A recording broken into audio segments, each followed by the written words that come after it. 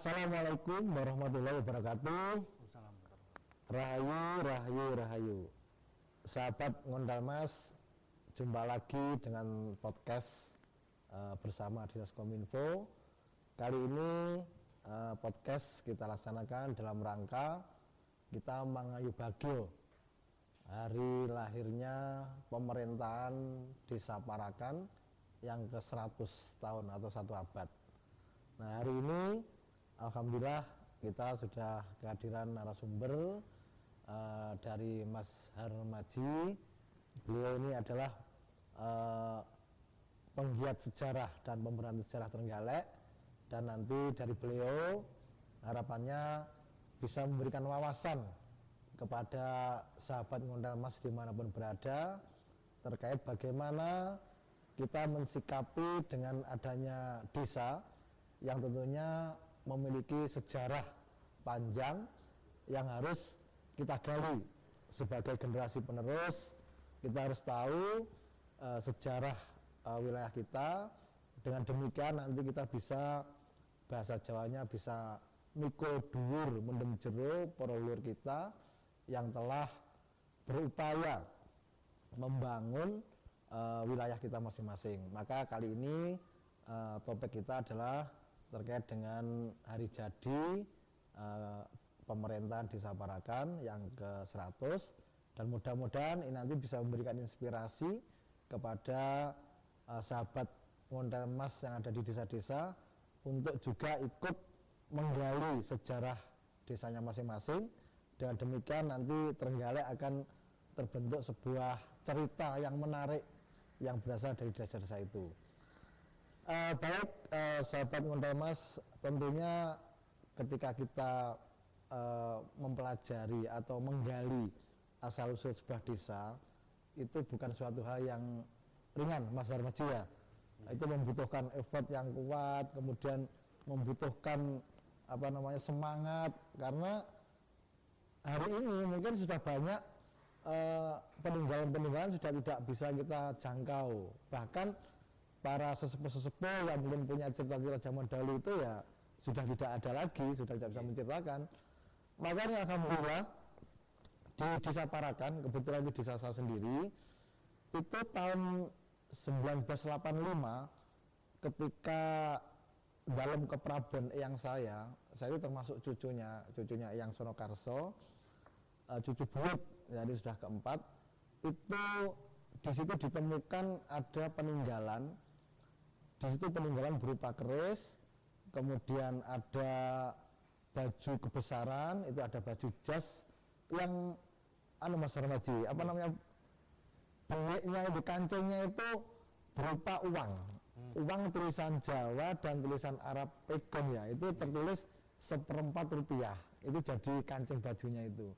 Kemudian di situ juga ditemukan satu bumbung tutul, pring tutul itu yang masih kentung bahasanya itu. Nah, kemudian tahun sekian itu sama mbah saya yang nomor 2 itu diminta untuk merawati adiknya yang kebetulan waktu itu menjadi kepala desa Parakan, yaitu Bapak almarhum Bapak Haji Suwadi, untuk merawati peninggalan yang ditemukan itu. Kemudian sudah itu sama yang Suwadi itu diserahkan kepada putranya yang keempat, disimpan di sebuah almari berupa keris, baju, dan juga bambu tutul tadi itu. Nah, namun pada perjalanannya tiba-tiba bambu itu hilang. Jadi yang ada itu cuma keris sama bajunya tadi itu. Nah, entah karena apa atau memang leluhur sudah mengizinkan bahwa anak cucu buyutnya itu mengetahui sejarah desanya, maka sekitar tahun 2022 kemarin bambu itu ditemukan kembali di tempat yang berbeda, tidak satu lemari dengan pusaka-pusaka tadi. Nah, setelah ditemukan itu oleh anaknya yang kemarin yang tahun 85 itu diserah itu, akhirnya mengumpulkan keluarga, termasuk saya juga diajak untuk menyaksikan, mau membuka isinya apa bumbung itu. Karena ya kita tahu bahwa peninggalan nenek moyang itu kan juga mungkin ada sesuatu yang ditinggalkan kita tidak tahu. Akhirnya bersama-sama kita buka dan ternyata isinya itu lembaran-lembaran yang sudah ada pinggir-pinggirnya itu mulai kritis-kritis itu. Nah akhirnya dengan pelan-pelan kita ambil satu persatu, akhirnya kita sendiri sudah tidak bisa baca karena tulisannya itu campuran antara tulisan Jawa dan juga bahasa Belanda. Dan ada beberapa lembar itu tulisan tangan Jawa dan tulisan tangan Belanda. Akhirnya dengan menggunakan Google Translate sebentar kita cari itu menunjukkan bahwa pada tanggal 26 Mei tahun 1924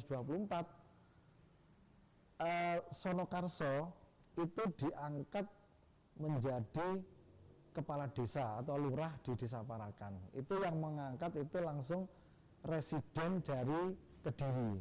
Jadi di situ ada tanda tangannya, ada residen Kediri itu, ada capnya juga. Nah dari situlah akhirnya keluarga menyepakati bahwa ini harus diselamatkan karena merupakan peninggalan yang menurut kami itu adalah mungkin ya tertua di Desa Parakan. Kemudian setelah itu kita komunikasikan dengan pemerintah Desa Parakan waktu itu.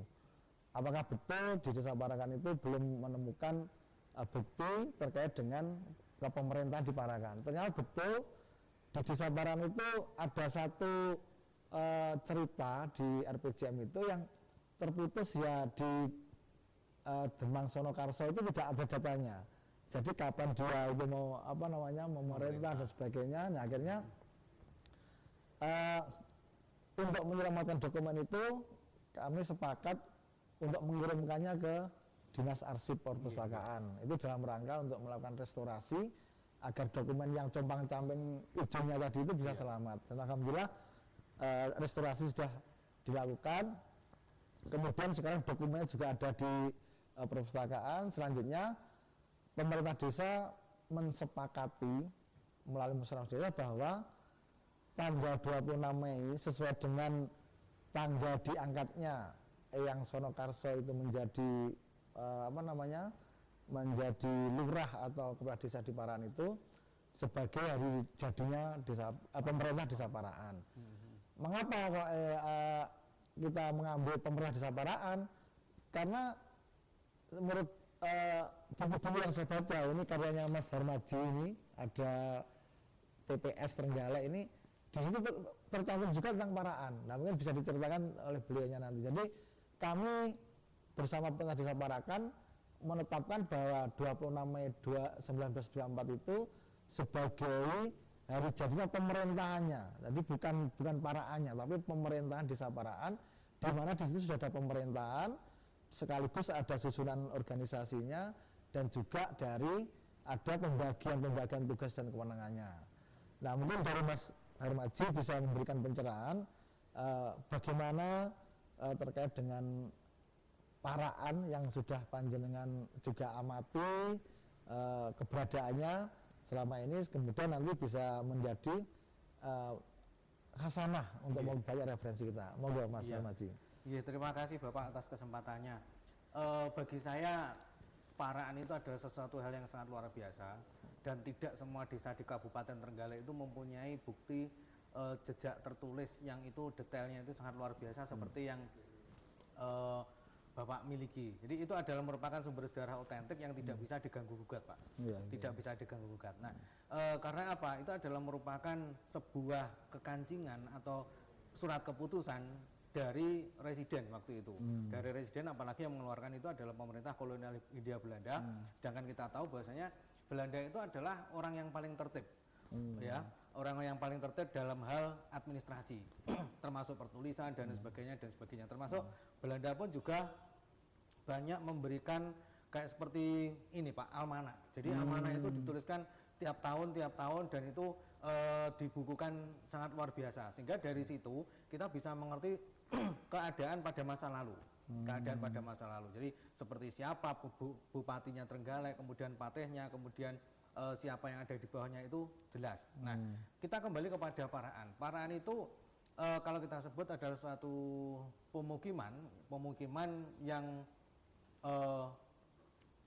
berawal adalah tidak hanya pada tahun ditemukan itu saja Pak, tapi itu jauh ke belakang, itu ada sebuah lintasan masa Paraan sudah mulai membuat pemukiman yang sangat luar biasa.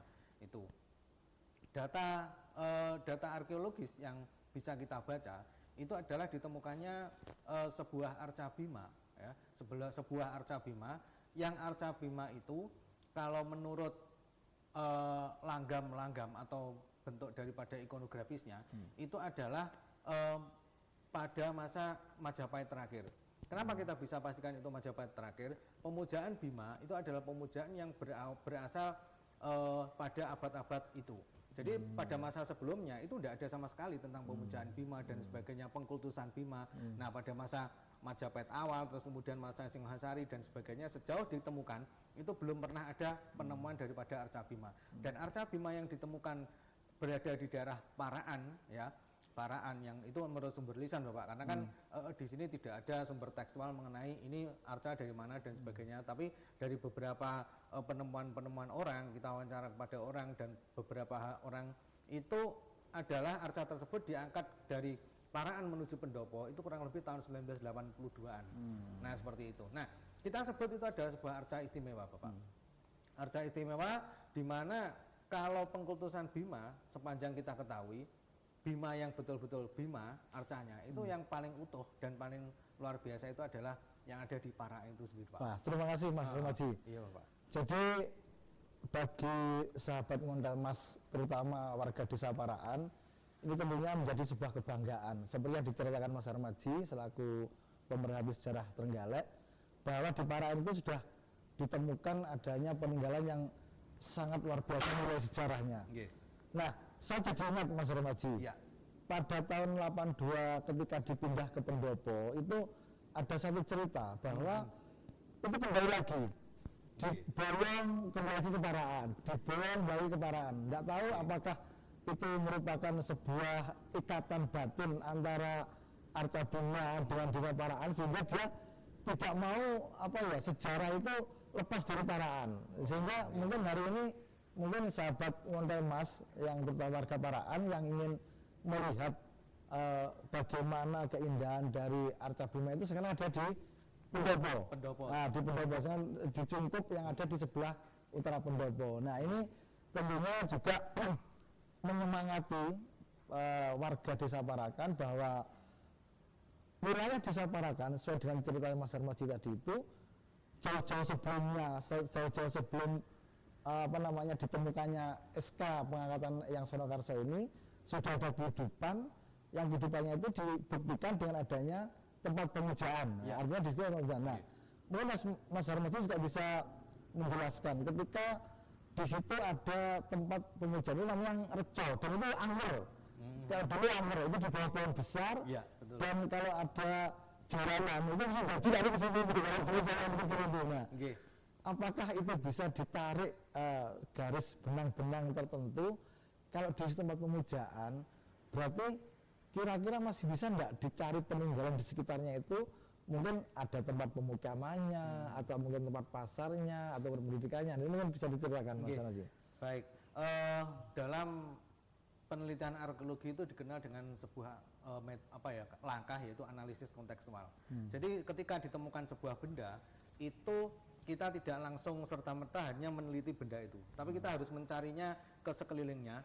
Apakah ada penghubung antara penemuan-penemuan baru sehingga nanti pada suatu ketika dari teman-teman yang ada di sekelilingnya itu nanti bisa saling keterkaitan sehingga diambil sebuah interpretasi. Nah, disitulah letak ilmu sejarah bisa bergabung di situ, Pak. Nah, contoh misal ketika kita menemukan arca, katakanlah arca Mahakala gitu, Pak.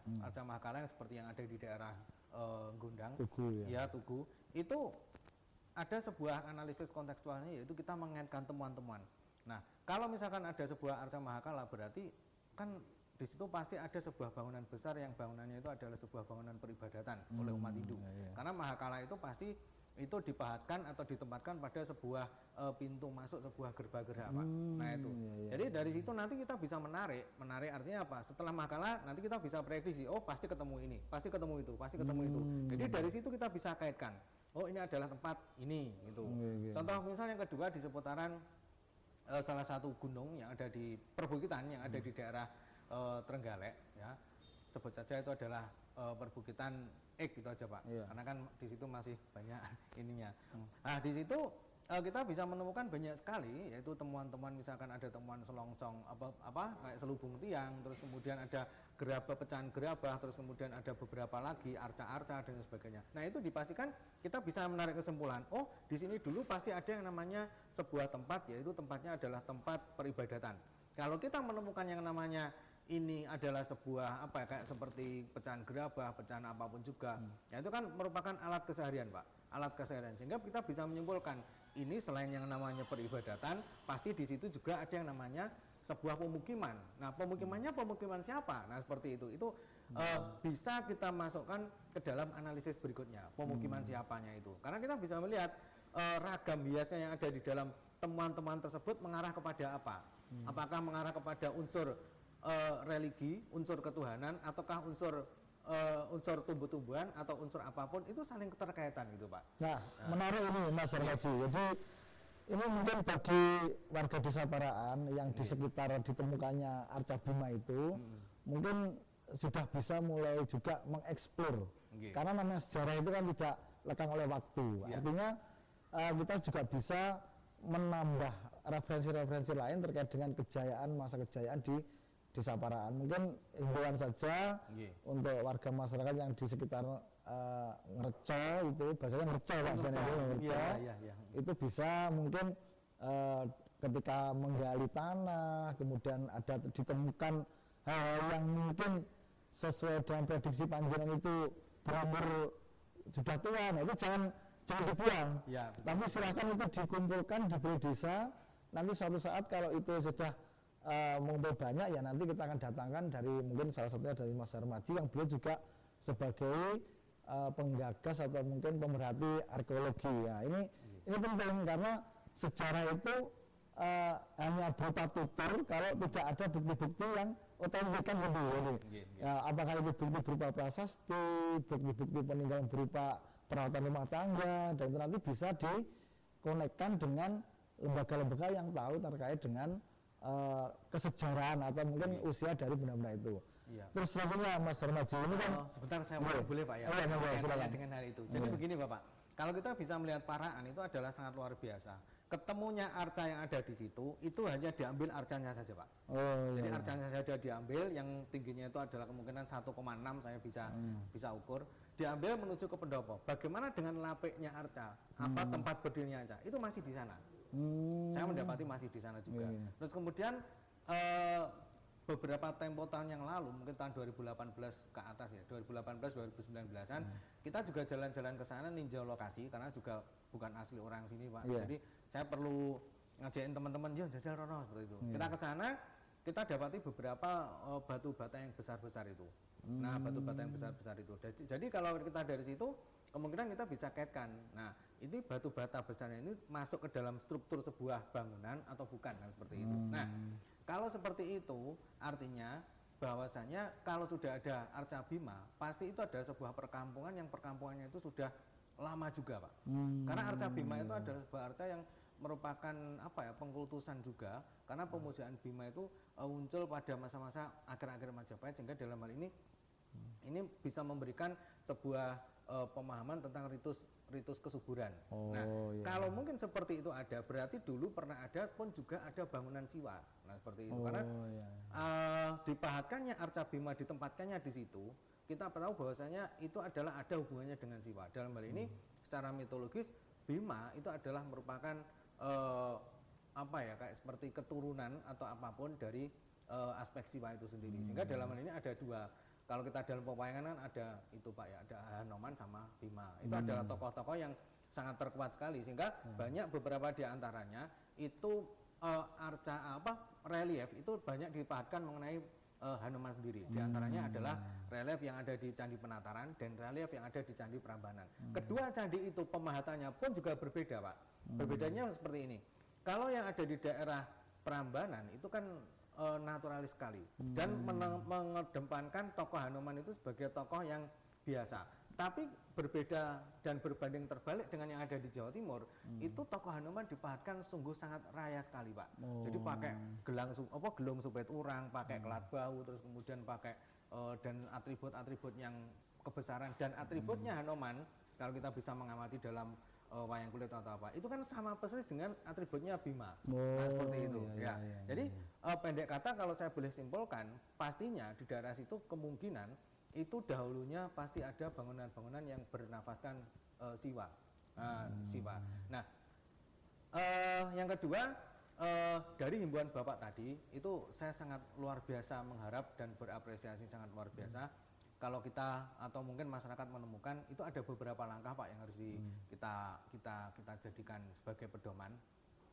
Ketemunya barang yang ada di situ itu langsung segera mungkin dilaporkan ke pihak-pihak yang berwajib, bisa kantor desa atau bisa kantor polisi atau bisa ke dinas pariwisata dan sebagainya itu, Pak, atau dinas-dinas terkait atau mungkin para pengerah projo yang ada di situ. Nah, dari situ maka akan ada peninjauan dari tim yang ada di lokal tersebut. Apa? Yaitu berupa pendokumentasian dulu.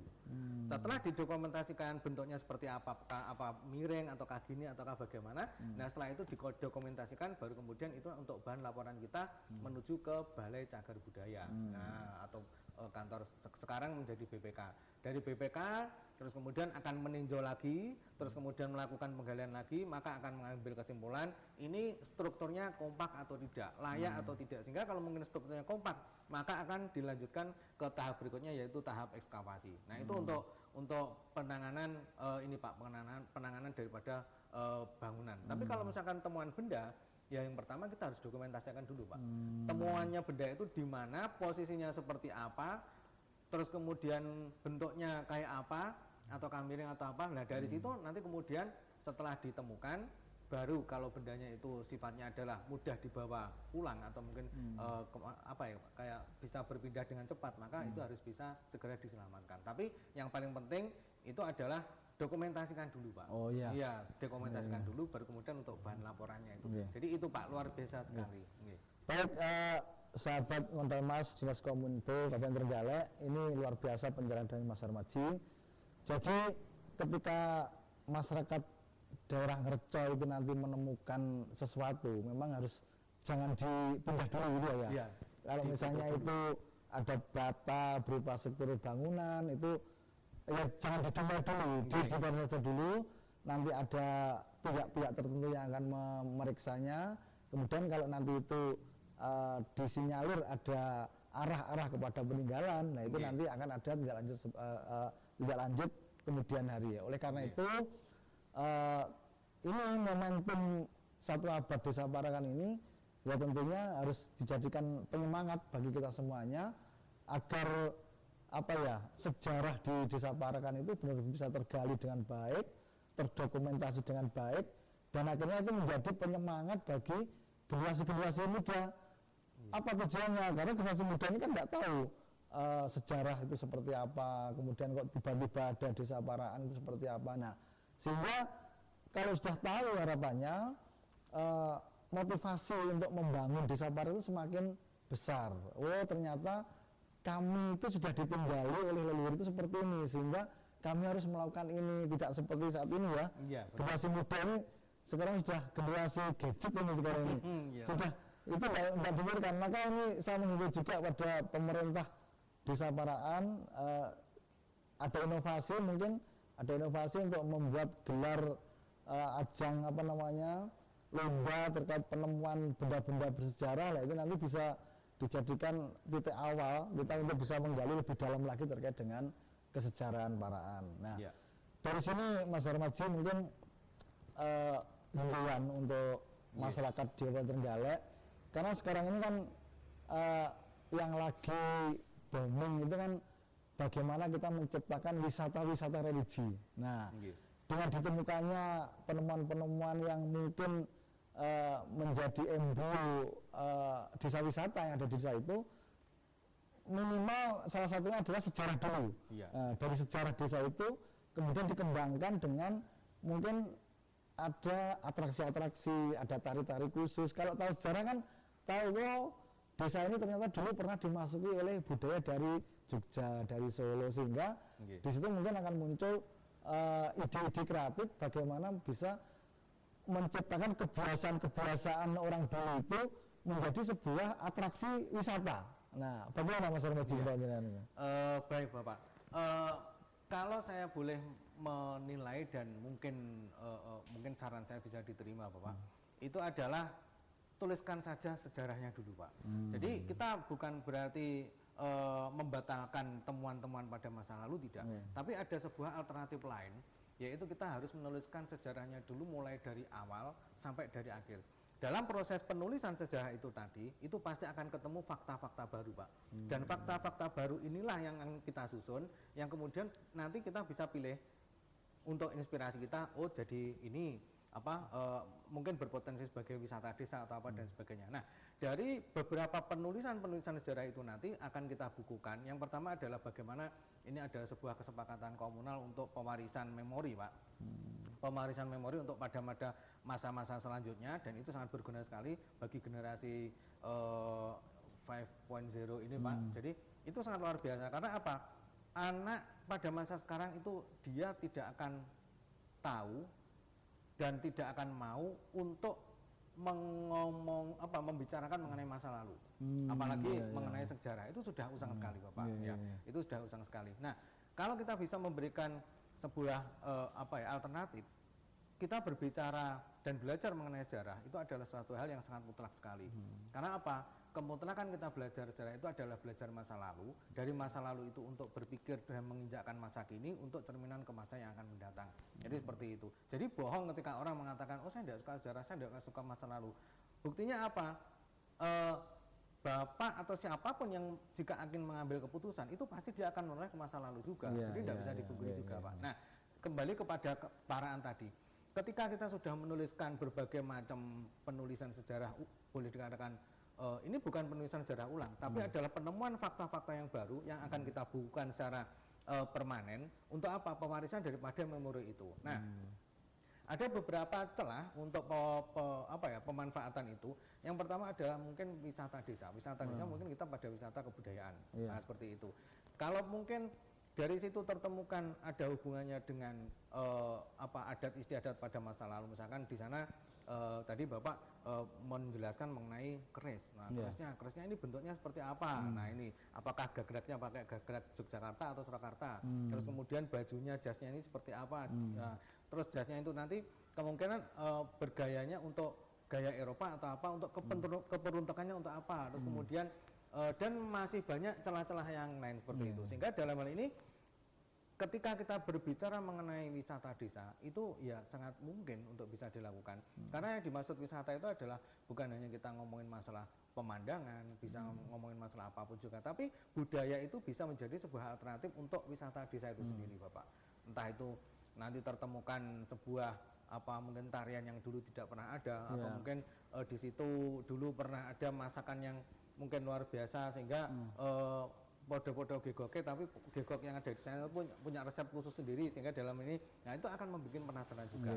Itu yang pertama. Lalu yang kedua, dari temuan-temuan itu tadi, maka kita bisa kumpulkan dan kita bisa menarik sebuah kesimpulan. Kita bisa membuat sebuah tempat Pak. Tempatnya itu adalah tempat pusat informasi. Kita tidak bisa menyebut dengan kata-kata museum. Karena museum itu kan ada sebuah kriteria khusus Pak ya. Jadi ada kuratornya, sehingga ada administrasi yang sekiranya itu tidak bisa kita samakan dengan sebuah kantor-kantor atau apa, itu tidak bisa. Sehingga dalam hal ini kita bisa mendirikan sebuah pusat informasi Bapak. Dan pusat informasi itu maknanya luas. Ya, mau makna itu sebagai pusat informasi kekunoan yang ada di situ, mau informasi pusat kebudayaan atau dulu yang pernah ada pada masa itu, terus kemudian anak-anak kita misalkan keris sih kayak apa ya? Oh, keris sih kita ke kantor desa. Oh, iya keris ngene iki. Walah, keris sih ngene iki ya. Jadi enggak usah ditaruh di atas meja, kasih vitrin itu aja, bisa mengamati ini dan sebagainya dan sebagainya. Nah, dari situ maka orang akan berpikir, wah ternyata peninggalan di desa yang ketemu itu banyak, sehingga ya bisa diambil kesimpulan desa Haitang itu bukan desa yang sepele, Pak. Seperti itu. Jadi kayak gitu, sehingga pusat informasi apapun yang ada di situ dari beberapa tulisan-tulisan kita, penggalian-penggalian kita dalam hal sejarah itu kita kumpulkan, baru kita kemudian setelah dibuka maka itu nanti akan ada celah-celah yang akan kita ambil dari situ. Salah satunya adalah pusat informasi itu, mau pusat informasi purbakala, mau pusat informasi kebudayaan, makanan dan sebagainya, sehingga dalam hal itu bisa berkumpul. Terus kemudian saya terinspirasi dengan yang ada di daerah Kemiren, Pak. Kemiren yang ada di Banyuwangi. Saya pernah diundang ke sana itu, yang ada di sana itu ngapain aja sih, Pak? Cuman hari Minggu pagi banyak orang di sana, orang berjualan di gang kecil-kecil, ada atraksi budayanya juga, mau ada tari gandrung, terus gejuk lesong dan sebagainya. Ya, itu tamunya luar biasa banyak, Bapak. Jadi saya sempat bingung, ini wae yo, tapi kok yo sing teko bis-bisan nih, seperti itu. Sehingga dalam hal ini itu saja bisa dinaikkan, apalagi yang ada di Paraan mungkin bisa kita upkan juga, Pak. Apalagi Paraan ya strategis sekali, Pak, dekat dengan jalur besar, parkiran lebar dan sebagainya, mungkin kita bisa tarikkan ke situ juga. Nah, bagus ini. Jadi sahabat Ngonda Emas, terutama masyarakat desa Paraan, terutama generasi mudanya, nah ini tantangan bagi kalian ini tadi sudah disampaikan, dari peninggalan itu bisa menjadi bahan referensi untuk bercerita. Jadi saya tertarik, Mas Darmaji. Jadi di peninggalan yang Sonokarsa itu semua banyak. Yang kemarin itu yang sempat dikumpulkan oleh saudara-saudara saya itu ada kerisnya itu katanya Kebulajer, kemudian ada brojol, kemudian ada tilamnya ada 2, kemudian ada tumbak Mangkunegaran itu katanya. Nah, dan ternyata gini juga ya, saya juga baru mengalami sebuah pengalaman yang pertama kali juga ini ya. Ternyata peninggalan para leluhur kita itu juga perlu perawatan. Artinya tidak boleh dibiarkan saja. Karena ternyata kalau itu ada pembiaran, sebetulnya ini kita bukan pada ranah mistisnya ya, tapi ranah bagaimana kepedulian anak-anak sekarang ini untuk bisa menjadi pemerhati terhadap peninggalan para leluhur. Nah, kalau para leluhur kita sudah punya sebagus ini, kemudian kita sebagai generasi muda ini tidak mau untuk memelihara, melestarikan, itu bahasanya bisa mengenai kita semua gitu. Nah, makanya ini juga momentum yang menurut saya juga menjadi tonggak awal bagaimana supaya generasi muda itu di samping paham terhadap sejarah wilayahnya, juga paham terhadap apa yang harus mereka lakukan terhadap peninggalan leluhur kita itu. Nah, ini kemarin itu saya ketemu sama anak muda itu, masih di bahasa jauh, tapi dia itu sudah sangat peduli sekali dengan hal itu. Nah, ini bagaimana pandangan dari Mas Darmaji terkait dengan ini untuk mensikapi adanya penemuan yang harus dipelani tadi itu. Kalau tidak dipelani ya tadi seperti tadi itu kan. Terlebih saya gini, Pak, sebelumnya bertanya dulu, untuk dalamnya Mbah Sonokarsa masih bentuk bangunannya? Bangunannya sudah tidak ada.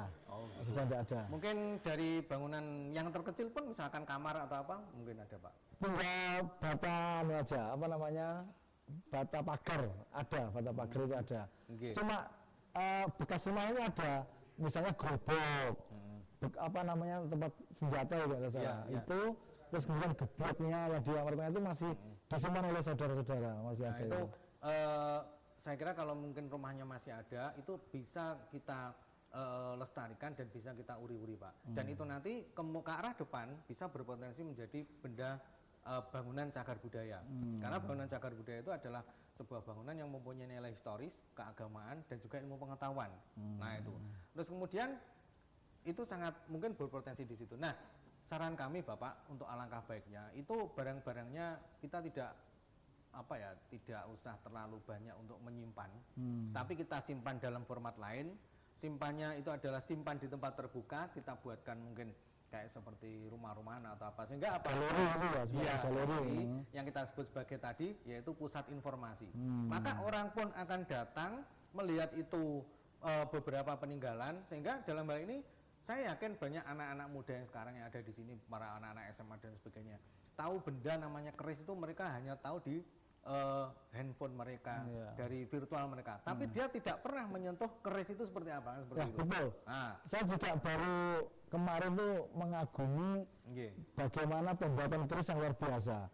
Ilmu lipatan lah bahasanya itu, pakai lipatan. Jadi besi yang diselipi dengan meteor menjadi putih-putih itu ternyata itu dilipat-lipat dulu. Akhirnya menjadi sebuah ukiran yang luar biasa. Nah ini ternyata nenek moyang kita itu ternyata juga bahasa kita ya tidak kalah juga dengan kita. Dia itu lebih dari ilmu seninya juga ada, ilmu metalurginya juga sudah ada. Nah, itu Pak, saya sangat berharap sekali nih Pak ya, berharap sekali bahwasanya apa-apa yang dimiliki peninggalan dari Mbah Sonakarsa itu dalam tanda kurung didokumentasikan lewat sebuah atraksi yang dipajang itu tadi, sehingga dalam hal ini siapapun juga orang bisa melihat, dan nanti keperuntukannya itu untuk orang lain juga Pak, di sekitarnya pun juga ada sekolah, dan mungkin itu nanti bisa dikaitkan dengan pusat pembelajaran yang ada di sekolah, tentang kebudayaan bahasa Jawa, wes ro keris, ayo keris mororono ning Mbah Sonakarsa, ke sana lihat, oh ini keris, ini beskap, terus kemudian orang tahunya cuman pangapunten ya Pak, beskap ngeten tok, tapi kita tidak tahu ini beskap Gagrak Yogyakarta, Gagrak Solo, tahunya seperti itu, Blangkon nggih ngoten, ini Blangkon Solo, Blangkon Jogja. Nah ini adalah sebuah kesempatan bagaimana kita bisa membumikan, yaitu tentang objek pelestarian benda-benda budaya atau mungkin cagar budayanya di situ juga. Sehingga dalam hal ini istilahnya orang tua-tua itu ojo nganti kepaten obor. Nah, seperti itu. Sehingga pewarisan budaya itu tetap berlanjut. Cuman kita bisa sesuaikan dengan zamannya, Pak. Kalau zamannya sekarang itu adalah zamannya anak muda penuh dengan kreativitasan, ya mungkin kita bisa mengemasnya itu dalam kemasan dunia mereka. Nah, seperti itu. Itu baik itu di dalam ruangan, dan tentu saja kita bisa digitalisasi dalam hal demikian, mau dikasihkan di TikTok atau apa dan sebagainya atau apa, itu saya rasa itu sangat luar biasa sekali dan bermanfaat, dan saya yakin sekali siapapun juga orang-orang itu pasti dalam hal ini penasaran juga Pak, siapapun juga, dan itu adalah merupakan bisa menjadi kajian, dan nanti kedepannya wah ini Desa Parahan sebagai desa budaya, ngomongin budaya betul-betul ada real gitu Pak. Apalagi nanti 1 minggu sekali atau apa, mungkin tiap hari sebulan selapanan sekali itu ngadain seperti acara apa, mungkin mengadakan semacam dodolan opolah, di situ ada bakulan jajan pasar, jajan yang itu dulu tradisional, kemudian kita di situ ada space untuk bermain tradisional, terus kemudian ada space untuk bercerita, space untuk ini tarian dan sebagainya. Saya pikir itu adalah real banget, dan saya yakin Parahan itu bisa berkembang pesat dengan hal itu. Yakin yang pertama dekat jalan besar, kemudian siapapun mau bis berapapun masuk Pak. Bisa dengan kalau misalkan mohon maaf Pak ya, maaf ya. Kita bisa bandingkan dengan daerah pegunungan-pegunungan yang ada di sisi selatan, ya mungkin itu sangat sulit sekali untuk akses masuknya seperti itu. Nah ini mumpung yang ada di Parahan ini dekat dengan kota, jalan besar, mau ke Trenggalek dekat, mau ke ini dekat, apalagi di situ dekat dengan makamnya Mbah Nur Musdalifah. Itu satu rangkaian juga Pak, mungkin bisa kita rangkaikan itu juga, dan sehingga dalam hal ini kita tidak berupaya untuk memonetisasi atau apa ya kayak laba dan sebagainya, enggak, tapi dari situ kita bisa mengambil ini adalah nirlaba untuk bagaimana pewarisan kebudayaan. Nah terus yang kedua mengenai penulisan sejarah desa tadi Bapak, menulis sejarah desa itu tidak sekedar hanya menulis, tapi perlu di situ untuk yang namanya metode. Nah dalam hal ini kami berserta komunitas, saya pribadi beserta komunitas kami siap untuk mengawal dalam penulisan sejarah desa itu. Bukan hanya di Parahan saja Pak, di tempat lain pun juga seperti itu. Nah, sehingga dalam hal ini penulisannya pun kita masukkan dalam sebuah kaidah penulisan yang namanya adalah historiografi. Nah, itu kami siap untuk memberikan semacam tutorial atau mungkin atau mungkin membantu dalam penyusunan, atau mungkin dalam hal ini siap untuk saran dan banyak Pak. Dan dalam hal ini kami tidak mau mengut biaya pun monggo, karena ini adalah lelabuhan kami kepada ilmu pengetahuan dan tanggung jawab kami secara keilmuan pada ilmu pengetahuan. Jadi seperti itu Pak, artinya siapapun monggo terserah. Nah itu nanti bisa kita cross-checkkan, karena di komunitas pesat ini Pak, kami banyak juga adik-adik kami yang belajar di jurusan sejarah, ilmu sejarah, dan itu kita bisa berdayakan mereka untuk bagaimana bisa mengelola dalam hal keilmuannya, terus kemudian bisa menerapkan dalam hal keilmuannya dari bangku kuliah untuk diterapkan di dunia luar, itu sangat luar biasa. Jadi kita belajar di Paraan juga nanti dapat jadi sama-sama dapatnya itu Pak. Nah apalagi mengenai adanya pusat informasi itu, saya membayangkan sekali Pak, kalau misalkan di Paraan itu ada tukang batik, ya sudah atraksikan orang batik di situ. Kemudian nanti orang bergerak juga toh, dia bisa jual batik, dia juga bisa jual handicraft yang lain atau mungkin bisa jual dan sebagainya. Nah disitulah yang namanya wisata desa itu betul real wisata desa, bukan kita membangun sebuah tempat wisata, tapi bagaimana yang sudah ada kita upkan, gitu Pak. Karena ya bagaimanapun juga membangun itu butuh biaya banyak, tapi bagaimana memanfaatkan itu yang lebih sekali, karena kita bangun tidak ada pemanfaatan lebih lanjut. Nah ini podo wae lah gitu, goroh gitu Pak. Ya, sahabat Ngontel Mas, Dinas Komunikasi dan Pemerintah Kabupaten Trenggalek, ternyata membicarakan sejarah itu mengasihkan. Nah, dan tentunya kalau kita teruskan ya sampai tadi besok malam enggak akan cukupnya. Betul. Makanya Mas Harmaji ini kan hari ini kita podcast ini kan dalam rangkaian memperingati 100 tahun Desa Paraan. Nah, mungkin saran juga nanti kita akan buat sarasean juga.